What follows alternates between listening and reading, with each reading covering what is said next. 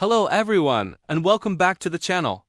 Today, we're diving into a fascinating and honestly, a pretty spooky topic. We're going to explore the surprising connection between one of China's most iconic horror figures, the Jiangshi, and the rich ancient traditions of the Hmong or Miao people. You've probably seen these figures in movies, the stiff, hopping corpses with arms outstretched, wearing official robes from the Qing Dynasty. They're often called Chinese vampires or zombies. But have you ever wondered where this legend came from? Is it just a scary story made up for entertainment, or is there a deeper, real-world origin? Well, the truth is stranger and more interesting than fiction. The story of the Jiangshi isn't just a random tale. Its roots are deeply embedded in the history and folklore of the Miao people, specifically from the Xiangxi region of Hunan province in China. This practice, known as corpse driving or Xiangxi Ganshi, is a mysterious and ancient ritual that has captured the imagination for centuries.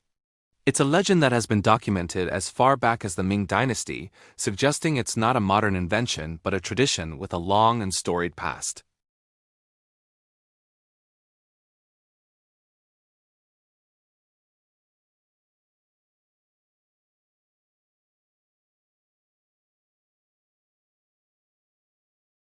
We'll explore who the Hmong or Miao people are, what exactly corpse driving is, why it was practiced.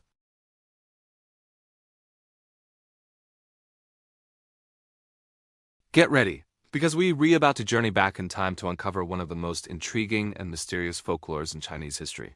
First, let's set the stage. Who are the Hmong or Miao people?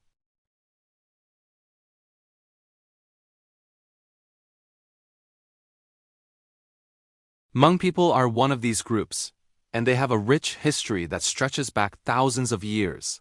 They are known for their vibrant culture, intricate silverwork, beautiful textiles, and a deep connection to their ancestral lands and traditions.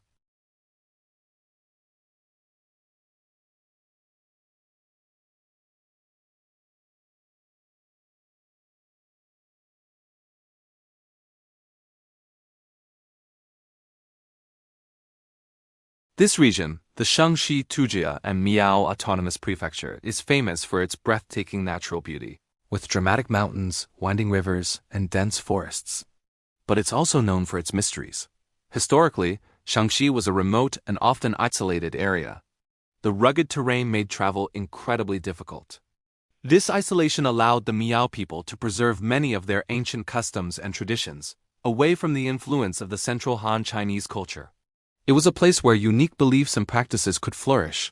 And one of the most famous and enigmatic of these is the practice known as Ganshi, which translates to driving corpses. This isn't just a spooky legend. It's a piece of cultural history that speaks volumes about the practical and spiritual beliefs of the people in this region. The core idea behind corpse driving was a solution to a very real and heartbreaking problem. According to tradition and belief, a person who died away from their hometown needed to be buried in their ancestral land to find peace in the afterlife.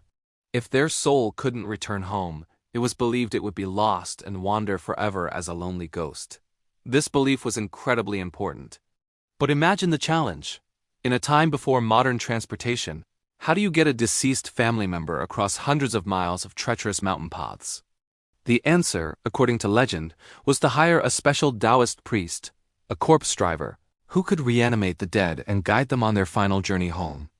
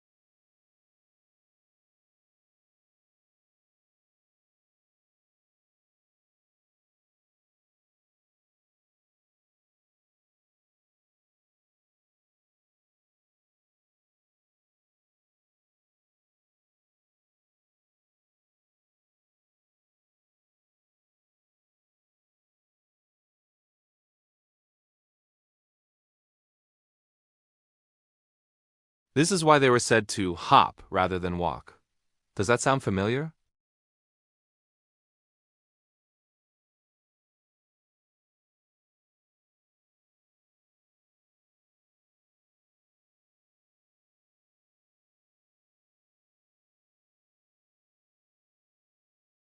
These inns would have rooms with no beds, just wooden planks to lean the corpses against, keeping them upright until the next night's journey.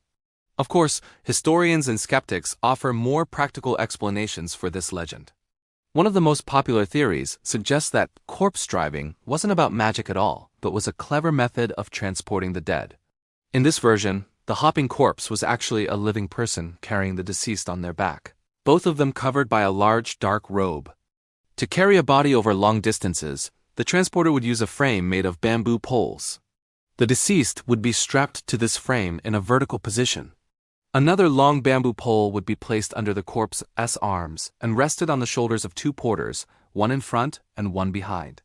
As the porters walked, the bamboo poles would flex up and down, making it look like the body in the middle was hopping along. Traveling at night, and with the warnings from the bell-ringing guide, anyone who saw this strange procession from a distance would easily mistake it for a line of hopping corpses.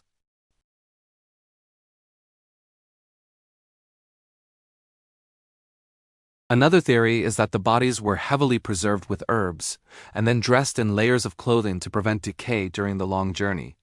They would be carried on bamboo stretchers or set-in chairs.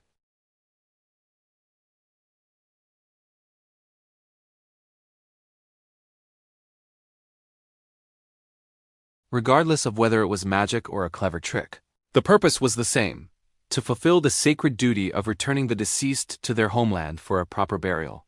This practice reflected a deep cultural reverence for ancestors and the importance of home. So, how did this local Miao tradition from Xiangxi become a nationwide and even international horror icon?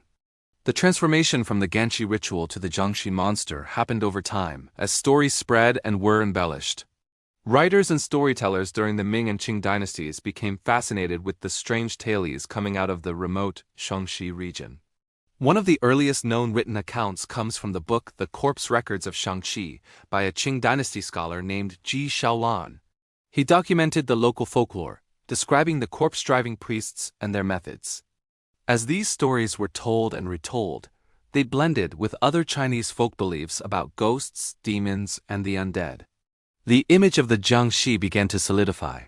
The Qing Dynasty official's uniform, for example, became a standard part of the costume. This likely happened because many of the early Jiangshi stories in popular fiction were set during the Qing era, and dressing the monster as a former official added a layer of creepy, corrupted authority. The paper talisman, or fu, pasted on the forehead to control the Jiangshi, was drawn from Taoist exorcism practices. The idea that a Jiangshi drains a person's life force, or qi, is a classic element of Chinese monster lore, similar to how Western vampires drink blood. The vulnerability to things like sticky rice, chicken blood, and peach wood swords also comes from traditional Chinese beliefs about warding off evil spirits. The real explosion in popularity, however, came in the 20th century with the rise of Hong Kong cinema. In the 1980s, a film called Mr. Vampire was released. This movie was a game-changer. It combined thrilling horror, slapstick comedy, and incredible kung fu action. It took the old legend of the Jiangshi and repackaged it for a modern audience. The film was a massive success, and it single-handedly created a new genre of Jiangshi comedy horror. The hopping, blue-faced vampire with its stiff arms became an instant icon across Asia. Countless sequels, spin-offs, and imitations followed, cementing the Jiangshi's place in pop culture. But throughout this evolution, the core elements from the original Xiangxi legend remained: the stiffness, the hopping motion, and the idea of the dead being guided or controlled. It's truly incredible to trace this lineage. What started as a solemn and practical ritual, born from the deep spiritual beliefs of the Miao people in the mountains of Hunan, has transformed over centuries into a beloved movie monster. It's a testament to the power of storytelling and how cultural practices can take on a life of their own. It also highlights the importance of looking beyond the surface of a myth. The Jiangshi is not just a Chinese vampire. It's a cultural artifact with a specific and fascinating history. It tells a story about geography, about the challenges of life in a mountainous region, and about the profound importance of family and home in Miao culture. Today, the actual practice of corpse driving has all but vanished, faded into history with the advent of modern roads and transportation. But the legend lives on, stronger than ever. The stories are still told in Xiangxi, and the image of the Jiangshi continues to inspire movies, TV shows, and video games. By understanding its origins, we gain a much deeper appreciation for this unique piece of folklore. It's not just about a scary monster. It's about remembering a tradition that speaks to the heart of human experience. The desire to bring our loved ones home, no matter the distance or the difficulty.